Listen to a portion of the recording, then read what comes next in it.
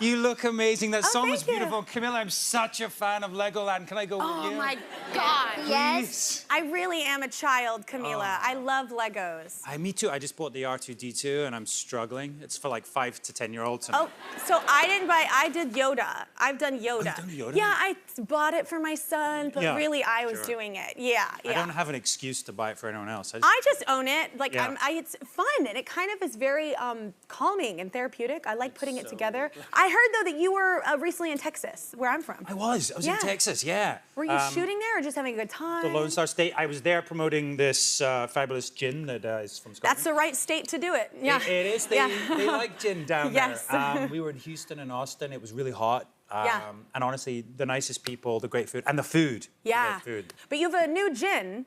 So let's talk about it. I have this new gin. It's called the Wild Scottish Gin. It's called the Sassenach Wild Scottish Gin. All the botanicals are from Scotland, from where I'm from, in the southwest of Scotland. We've got toasted oats, blaeberries, rhubarb, Scots pine, heather. It's a really balanced gin. So we've been touring all around the US, pouring people gin and tonics and having a damn good time. Well, I don't want to be left out, so I had them pour us one. So here you go. I hope you made these nice and strong. Right? I did. Well, if I made it, it would have been. But I guarantee you they were looking out for Mama, and it's not that strong. We like to serve it with a little bit of apple in there because we have apples as our main citrus. But cheers. Is it like crab apple? It is. Yeah. I have crab apple trees. I grow them at my ranch. Yeah. We used to pick them. You can't eat them because they're really sour. Yeah. And, but they're great for gin, obviously. Yeah. Well, that's why I'm growing them. Sandra. For gin. Well, we saw, it is really good, by the way. We saw this photo of Sam in New York that I really wanted to show everybody because, I mean, are you trying to pick up every woman in New York? Was that the goal? Because I'm just saying, like, what do you keep in the bag? What's in the bag? What's in the bag? It's like a really fancy fanny pack. Yeah. I like it. Yeah. It's a bit like the TARDIS. I've got everything in there. I've got yes. bottles of gin and...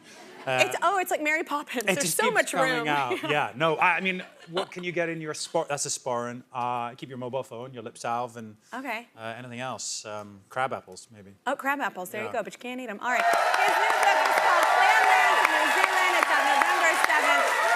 So I love that, like, you get it out. Get it out. What did you give these guys? We gave them your gin. Gin, yes, we gave them your gin. No, I love that you write a book and you get to like go all over New Zealand, right? Like for this book? Yeah, right. Yeah. I went to New Zealand, traveled all over the islands, and it's kind of like Peter Pan's world. Honestly, it's got alpine, it's got glaciers, it's got amazing mountains, fjords, jungle. Flightless birds, great white sharks. There's so much to do there. It really is an incredible place. It's beautiful. I remember the first time I went there, I was like, why do I not live here? Right. Parts of it remind me of Scotland. It's got a real Scottish connection. That's kind of the reason I went there. But it is mountainous. It's an epic country. And you are the person that goes to, I'm the person that goes to a place and like enjoys the scenery. And you're a person that adventures around, right? You do all the things that might kill you. Yeah. I dived with great white sharks. I jumped off cliffs. They invented bungee jumping in New Zealand. I didn't know that. They invented zorbing, if you don't know what that is.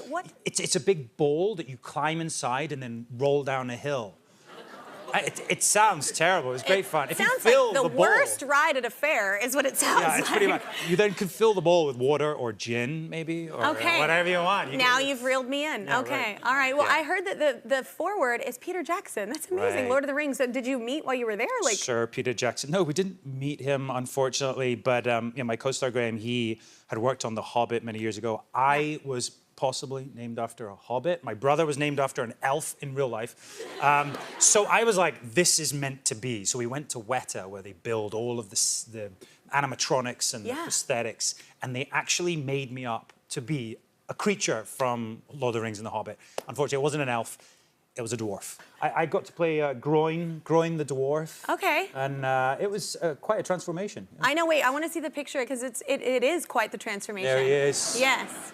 That guy is not picking up a lot of women in New York. I don't know. A guy, I mean, well, maybe a particular kind. Yeah. I have to ask, though, I heard this story. I love Egypt. I've actually been to Cairo as well, and I heard you were there shooting a movie, and you were on the top of a taxi. Yeah, normally you get in them, but yes, here's me on top of a taxi pretending to be on a horse. So I'm driving around Cairo doing this independent movie many, many years ago, and I had to, do the horse acting, and I feel like there's a lot of horses maybe they could have gotten. Like, yeah. Yeah. It was a very cheap movie. I was gonna say, like, you're and on I had to pay for the ride at the end. Like the Uber. Thank you. 5 stars. Yeah. Oh my God. I just imagine, like, where's everyone watching you? Like on the top of a car, just, what is this movie and can I find it? Like, what is it? I have one of those. It's never. I have one of those too. So wait, you did theater when you were young, right? You've been in this. Did you know when you were very young that you wanted to do acting, like on stage? I was definitely interested in it. I didn't know I could do it. I'm still not sure if I can. No, but I did. I got into acting through theater, and for many years worked on stage in the UK and toured a lot. And one show I did, I toured around Scotland, and it was a sort of small stage, much like this, but smaller. And I came on stage, and during the performance, I fell through the stage because it was sort of a temporary one, and I had to carry on like it was part of the show. So, like, yeah, I'm sort of doing half a monologue, like looking out at the audience like this. And then you became a hobbit. You were half of you. You're half of you. Oh my God, you just kept going? Like, you didn't climb out? My co-star just started laughing and didn't stop, but we had to just pretend it was all part of it, yeah. Oh my God, I'd laugh. It's a challenge, yeah. Yeah, I'm like one of those people that's on SNL that laughs in the skits. That would be me. I wouldn't be, I'm not an actor. So, well, we have a photo from that time that I want to show. So wait, here we go. Oh, look at you. You're like a little wee boy. Young and innocent. Like Thank you. I was 22 years old there. I love it. Oh my gosh. I heard that we have something in common. So I cannot stand helicopters. I'm terrified of them. You don't like them either, right? Right, listen, I, in New Zealand, had to go on a helicopter ride. It sounds amazing. We flew up 7,000 feet up into Milford Sound, on top of a glacier in the height of summer. Talk about climate change. Thankfully, there's still glaciers there. Yeah. And I was in a kilt. Riding in a helicopter with a kilt on can be a bit drafty, I have to admit. But I was standing on a glacier in commando, so I feel like it's a first, right? Commando. And I like how you say glacier. I like that. I have actually stood on it. It was Portage Glacier in Alaska, and it is actually sad because now I look back and like how it looked whenever I was there. It's even gone down, like since I was there as well. But it is. I was terrified. I took a helicopter up to it, and I was so terrified in the helicopter. I was like, "Is this how I'm gonna go?" Yeah, I recently had to come back into New York via helicopter. It was amazing flying into the city. It's such an incredible city. But the whole time, I was just staring at the captain because he kept looking down. I'm like, what's he looking at? Is something broken? Oh, no. I was pretty freaked out, yeah. And if it is, I hope it's not the thing at the top holding it all together.